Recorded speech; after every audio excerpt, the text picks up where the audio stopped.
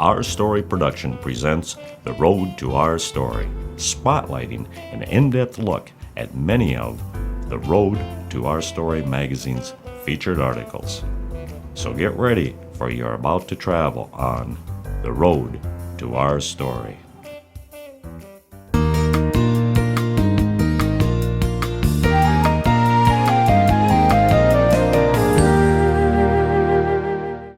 Hello, I'm Jason Howland. Welcome to Speaking of Health, a place to help you learn how to live a longer and healthier life. You or someone you know probably has felt a little blue or down in the dumps, especially during the winter season. Depression is very real, and it can be very serious for some people. And the shortened days and lack of sunlight as we are shut indoors during the winter, well, that can make the problem stand out even more. Our guest today to talk about seasonal affective disorder, also known as its acronym SAD, is Meg Stump. Meg is a behavioral health provider from Mayo Clinic Health System. She is a licensed marriage and family therapist and a licensed professional counselor. Meg, thanks for joining us today. Well, thank you for having me. Before we delve into the topic of seasonal affective disorder, let's start out by talking about depression in general. Is it as common as people, or more common than people might think? I think it is. I think it's not only as common as people think, but probably more so. They are now determining that an estimated 19 million Americans have struggled with depression.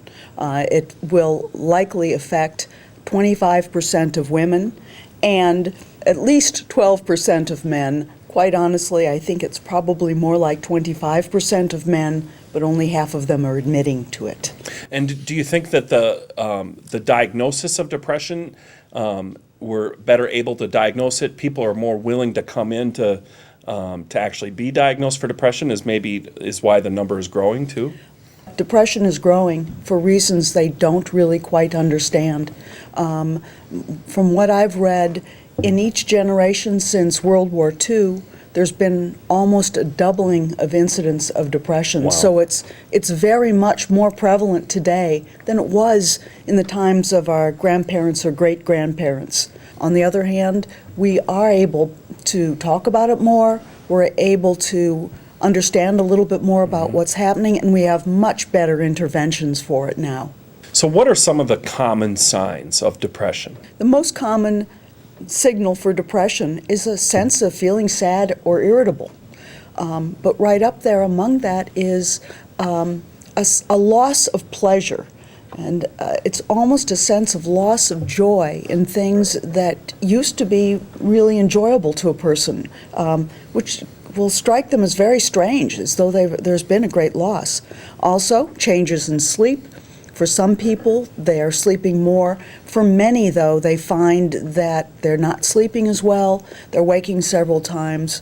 Very often, if they're not feeling well, then there'll be worried thoughts as well that sort of sneak in the middle of the night. Other signs of depression: feeling tired, feeling worthless or guilty, having a sense of fatigue. There's a sense of withdrawal, so that people as they become more irritable and sad, they're less likely to be involved with other people. And a concern can always be that for some people, there'll be suicidal thoughts. And that's very much a function of depression. That comes with it, like a fever comes with the flu. So what causes depression? Is it something that you're just born with, or is it caused by stress in your life? It's not entirely known. We don't quite understand depression yet. You're certainly not born with it. And at times, people struggle with an enormous amount of stress and have no trouble with depression. At other times, they can run into a situation where there's loss and stress, and depression shows up as well, and it's not clear why it happens sometimes and not others. However, there's lots of studies about it, there's lots of talk about it, and the upside is that we're getting better at recognizing it, we're getting better about talking about it, and we have much better interventions available. And that includes antidepressant medications that simply weren't available to people 30 or 40 years ago. let's go on to seasonal affective disorder, what we talked about at the top of the show. Is that a form of depression? It very much is a form of depression, but it's very specific to, I almost wanted to say it was specific to Minnesota, but that's not true. But it's specific to a certain pattern that comes about when light begins to diminish for some people. And I use the example of a bear. Think about a bear in the fall. What happens? They get very irritable. They're getting grumpy. They start carb loading. And they get very sleepy. They really want to spend all their time eating and sleeping all the way through the winter. And for some people, they have very similar response that when the light begins to diminish, they're more irritable, they want to eat more carbs, they want to sleep more. But the problem is that unlike bears, we have families, we have jobs, we have to engage with people, and if we simply give in to that urge to be grumpy and sleep, we'll become more and more depressed. So with the winter season, is seasonal affective disorder, is it the lack of sunlight, the cold weather, the shortened days? Is it a combination of all of that, or? It seems to be a physical response to the shortened days. In other words, there's less sunlight, but more than that, there's actually a pattern of shorter days, and that affects us very, very much. I know that it gets very complicated. The two pieces I kind of know is that as we lose sunlight, we see a drop in serotonin, which is a neurotransmitter that leaves us feeling kind of joyful and giddy. But we also see an increase in melatonin. People might recognize that as a neurotransmitter that encourages sleep and sleepiness. So if it's dark, we have more melatonin, we want to sleep more, and that discourages even further our ability to get serotonin. So how do you diagnose someone with SAD? Well, there needs to be a regular pattern of this kind of depression that falls within certain seasons. In other words, when the light's diminishing. And there have to be a number of symptoms, and it has to be causing a person a problem. Because let's say that a person is struggling a little bit but is handling it well. We don't want to be diagnosing them with a problem unless it really is a problem for them. For it to be SAD, you're going to see it several years in a row, so that there's going to be that regular pattern, and you're going to not have any problems with depression at other times of the year. So Meg, besides moving south near the equator, which most of us probably aren't able to do or willing to do, how do you go about treating seasonal affective disorder? The most important piece to remember is that we need to do things that are the opposite of that urge to stay in the dark and sleep. And that means light and exercise. So the best thing you can do is get outside, get a lot of light in the daytime, and if at all possible, exercise as well, which has an incredibly positive effect both for seasonal affective disorder as well as regular depression. So that can be the first thing. However, there's limits to how much I can recommend people to go outside and take a walk in this kind of weather. Because it's so cold. Right. Because it's like 0 today. Yeah. And therefore, you might also look at light therapy boxes, which are becoming much more available and reasonably priced, that can work to actually extend our body's perception of the length of the day, which becomes like moving toward the equator. So explain these light therapy boxes to me. So I've never heard of this before. What is a light therapy box? Okay. It is a full spectrum light that is put inside of a clear or translucent plastic box, so that rather than shining on something like a regular light would shine on a table, it's intended to shine on the person and therefore create that effect of having a longer day. So it's very commonly used where a person will have it in their home. They'll get up early, it's still dark out, they'll turn on the light therapy box, and then read the newspaper, eat breakfast, etc., and thereby extend their perceived length of day by an hour or an hour and a half. Then they go on into the regular day, hopefully still get outside, get some exercise. And then in the evening, as the light diminishes, they're going to get sleepier and hopefully sleep well that night. So it's basically sort of extending the daylight in their day, even though it's artificial daylight. That's right. And this is a matter of, it's not just a regular lamp that you can shine on yourself, right? It has to be a certain type of bulb. The idea, I believe, is to use a full spectrum light and use it, a very bright light. And I don't know light measures very well, but these are extremely bright lights, and so that it begins to have the effect of truly being outside. Now, I can just imagine that some of our viewers are thinking, a light therapy box. It sounds a little hokey to me, but these things actually help people, right? They very much do. And it kind of proves out that what's happening is that our bodies are, and the bodies of some people are particularly sensitive to the length of day. So that as that light diminishes, there can be feelings of sadness and disinterest to the point where it's really worthwhile for them to seek some treatment, whether it be light therapy, talking to their provider about antidepressant medications, getting out more, exercise, all really are very helpful. You mentioned counseling as well. Let's say I've been feeling very depressed for several months. I come to you at Mayo Clinic Health System for my first therapy appointment. What should I expect as a patient in therapy? I think the first thing to be aware of is that, people are often encouraged to make a list of questions and things like that when they go to their regular doctor. That is not at all necessary when you go to a counselor.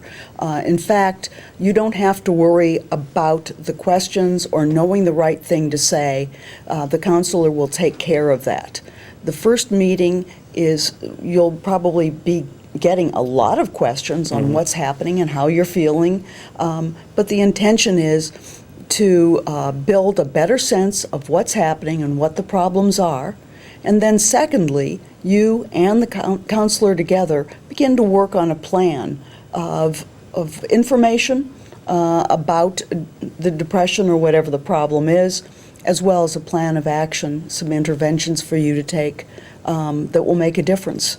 The counselor is there in some ways like a friend, but also like a consultant, someone who knows a lot about behavioral issues. It's like a friend you can talk to that has lots of expertise on That's right. whatever problem you're having. That's right, and I actually have spoken to several people who said, I decided to come in because I didn't want to wear out my friends. There are some issues that going to someone who is not a friend and has to bear with it is a perfectly good thing to do. What are some ways to help prevent seasonal affective disorder during the winter? We talked about the light therapy box, but there's got to be some other just general things that you can do to help. I think a lot of it is just awareness for what's going on. So that having an awareness that if a person is feeling kind of down and dull, that we can turn that around. And there's a lot of ways to do it. Number one is just making your environment sunnier and brighter. So open the blinds, sit closer to the window, get outside, and not only get outside, but become more active. Many times, we find that depression gets fed by some of our activities. And in fact, depression could be said to encourage activities that will leave us depressed. For example, not going out with friends and staying home and watching TV. When we want to change our environment, we want to do those things that depression would not approve of. So it's being social, being active, being in a bright environment. And if that is not really curing it, then realize that you may need to take the next step. Talk to a friend, talk to family members, talk to a professional. Because there are both medications and other therapies that can be very helpful. All right. Well, unfortunately, we are all out of time, but I'd like to thank our guest today, Meg Stump, behavioral health provider from Mayo Clinic Health System, for joining us today on Speaking of Health. Thank you, Meg. You're quite welcome. I enjoyed being here. Have a great day, everyone, and be healthy.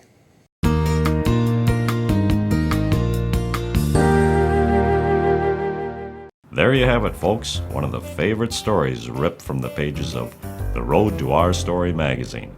Let's have a look at another. Our Story Productions presents Cooking It Up with Betty, a saucy look at our story. So, get ready for the one and only Betty Thompson! Welcome back to another exciting episode of Cooking It Up with Betty. And what a show we have planned for you today. I have a special guest. We will be making a special dish together, and we will have reports from the roving reporters out in the field of our story country looking for interesting places to visit. Without further ado, let me introduce my very special guest today, a bird lover extraordinaire, Ellen Seesmore. Welcome, Ellen. Ellen? Oh my gosh, I'm so sorry. I saw a cardinal perch right outside the studio window. So cute. Oh. Thank you so much for having me. You know, when the producers first called, I have to admit, I didn't know a lot about the show. So I asked them to tell me about it and tell me about you. And they told me you were also a bird lover. Oh, yes, indeed, I am. I'm an avid bird lover. Oh, wonderful. Gosh, and there's so many beautiful birds to choose from. So what kind of birds do you like? I love them all. I love them all. I tell you, beautiful blue jays, those songbirds. Oh, I just can't get enough of them. I love watching birds. You watch them. Yeah. Just watch them. Well, I take pictures. I've written some books. Interesting. Yeah. Yes, interesting. Well, enough about me. This is your show. What kind of birds do you love? Oh, well, yes, I like birds too. I like chicken and duck and turkey and goose. Oh, good choice. And partridge and pheasant. Oh, I see Lewis is motioning for us to get started. You know, I always put a little wine. It kind of relaxes my guests. So Sure. here, this is from a new winery over in Cornstalk. Oh. I wonder, do you suppose we could find any birds over at Cornstalk? Oh, well, you can find birds just about anywhere. I'd love for you to come watch birds with me. Watch, okay, yes. Well, you may not know this, but I have reporters out in the field that visit, you know, in our story country, and they find interesting places to visit, and then they report back to us. Would you like to watch one of the reports with me? That sounds Let's go great. do that while we're Yeah. tasting our wine. Perfect. Abby Appetite reporting in. Today we're going to find out what's cooking in small town USA. Ah, the aromas.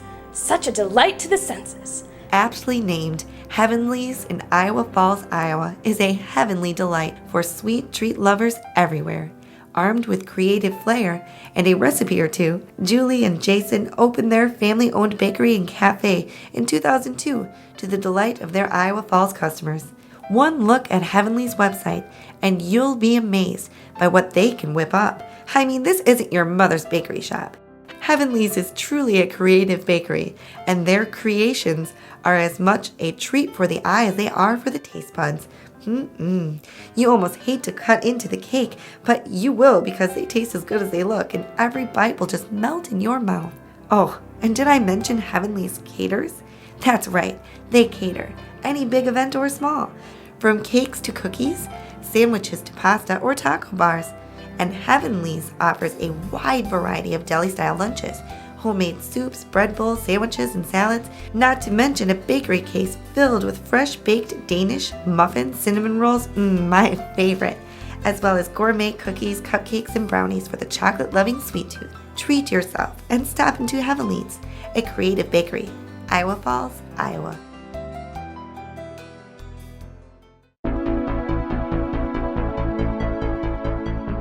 Lenny left over here, making it my mission to find out what's cooking in our story country. Opening January 1st, 2002, Shankaboom Lounge in Grand Meadow, Minnesota has been serving up the best in down-home cooking to the delight of their patrons for over a decade. I had a moment to chat with Kevin, the owner, about the challenges and rewards of restaurant ownership. Everyone is busy, but everyone has to eat. So I make it my mission to offer a different lunch special daily. Some of our favorites include chicken penne Alfredo, clubhouse wraps, pulled pork, sausage gravy and biscuits, stick to your ribs beef stew, and our new grilled hot dog, brat, and hamburger bar. Customers had this to say about Shankaboom Lounge. Great place to hang out. Good food and drinks, and easygoing people. With a friendly staff and excellent food and drink specials. I'd say Shankaboom Lounge in Grand Meadow is a great place to play a game of pool or unwind with friends and family over a great meal. I left happy and give Shankaboom Lounge a 5-star rating in the casual dining category and recommend you stop in for a bite when traveling in the Grand Meadows area. Wow, those pieces look great. You're making me kind of hungry. This is a cooking show. Are we going to cook something? Oh, yes, indeed. It is a cooking show, and we will be cooking in honor of your visit. Great. Today, we're going to be making cornbread stuffed Birds. Cornish game hens. Birds. Yes, little birds, little birds. Oh, with Yes. corn. Corn's good. I'm working on a new cookbook. It's called Cooking. Betty Cooks Up All Things Corn, and the stuffing has cornmeal in it, and so they're cornmeal stuffed game hens. But these birds are for eating, not for watching. Yeah, not for watching. We're not doing a whole lot right now. Anyway, I made the stuffing, melted some butter, and I put the onions and the kind of chopped right in apples. there, huh? Yeah, I'm putting it right in the cavity. And then after I melted the butter, I put the onions and the apple in there. Then I added some spices and the secret seasoning ingredients. And then a couple cups of cornbread, herbs and my special seasonings in there. And then moisten it up with some chicken broth. And now we're ready to truss it. A truss. Well, this is a special way to okay, hold. let's kind of check this out. Yes, you can check that out, see? So I just put the stuffing right inside there. Okay, now to truss the chicken, what you want to do is you want to close that up so that the stuffing doesn't fall out. And so you can take the tail, Okay. tuck it up in there, and with a toothpick, you come through here, and you just poke it through, and over to this side. Now you've got the ends of your toothpick out here. Okay. Okay. And then you're going to take a piece of string, and you're going to loop it down underneath the edge of that toothpick, up and around the legs, and pull it tightly together, and that will keep the stuffing in. Okay. Yes, the little legs all together, trussed up here, ready to be put in the oven. See that? How you put it tight, and then put a nice little bow on here. Very creative. Yes, indeed. The little chicken's got to be pretty. Okay. And then I just trim the extra little string off so we don't have that sitting around the oven. Now I'm going to go ahead and stuff the other one. Would you like to go ahead and base this with, this is a butter, melted butter with the secret ingredients all mixed in there. And you just spread that butter all over the top of the chicken. You just... Yes, the little baby chicken there, okay? Okay, well, I'm cooking it up with Betty. Basting the bird. Yes, just put that right on there. Yeah. Lots of butter on there. That keeps it nice and moist in the oven. It smells really good. This butter smells delicious. Well, good. That's the secret ingredient in there, you know? That makes it smell so good. It gives that nice little golden touch. When you said something about like a secret spice packet, what's in that? Is that Well, it's a secret. like That's a secret. That's why it's called a secret spice. Well, we finish up here. Let's go to another report from our What's Cooking reporter. Abby Appetite reporting in. Today we're going to find out what's cooking in small town USA. Ah, the aromas. Such a delight to the senses. After more than 10 years of discussion, thought, and planning, a dream for Jan began to take shape, and in the summer of 2008, Mike and Jan Miller opened Sweet Treats in Jewell, Iowa. We really didn't know if the concept would catch on, Jan said in a recent interview, so we progressed slowly with our plans to create a little haven for the Jewell residents to come and enjoy our homemade ice cream recipes that we had developed over many years of trial and error. The first night they opened, 70 people lined up to sample their ice cream. Wow, they were not expecting that. Needless to say, they were up until 3 in the morning making a new batch of ice cream to serve the second night. Word about the homemade ice cream in Jewell spread like wildfire. After a couple of weeks, Sweet Treats started making malts and cyclones. Over the years, Jan and Mike expanded the business to include building their own creamery, adding a mobile truck, as well as developing more than 35 flavors of homemade ice cream, and have a couple dozen candies and toppings to choose from for a sweet little cup of summertime. Satisfy your sweet tooth at Sweet Treats, Jewel, Iowa.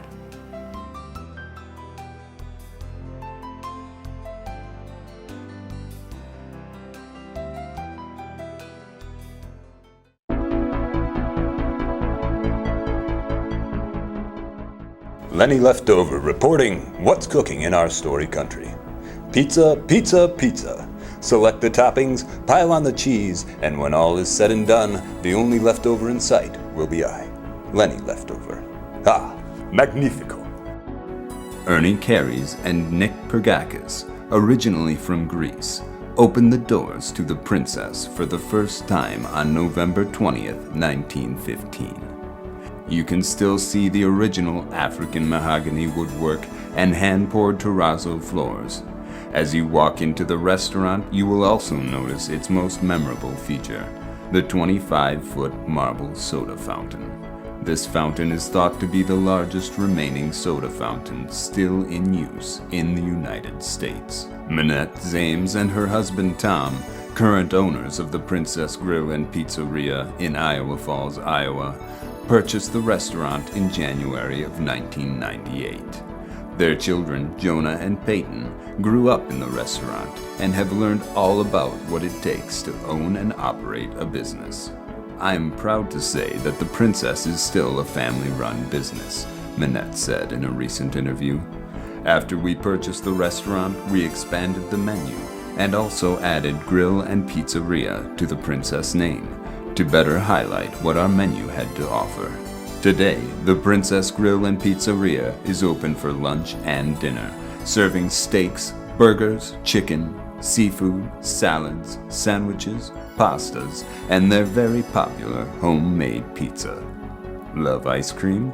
The Princess Grill and Pizzeria also has an entire menu of nothing but ice cream specialties, including sundaes, parfaits, banana splits, phosphates, ice cream sodas, floats, and their extremely popular homemade malts and shakes. As the current owners, Tom and Minette strive to provide good food at a reasonable price while keeping the nostalgia of this historic Iowa Falls business alive for everyone to enjoy. Princess Grill and Pizzeria, Iowa Falls, Iowa.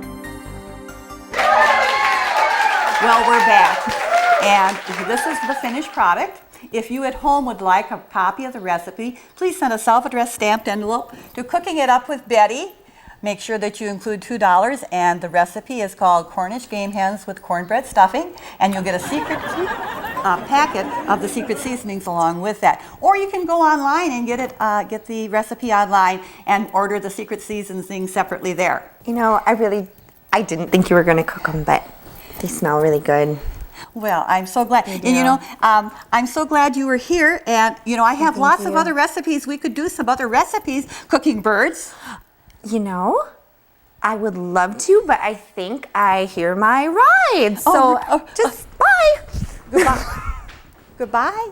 Oh, you forgot your binoculars. You can mail them to me. Well, goodbye, Ellen. Thanks to my special guest, thanks to my roving reporters, and thanks to you, my home viewing audience. Come back next time for another exciting episode of Cooking It Up with Betty.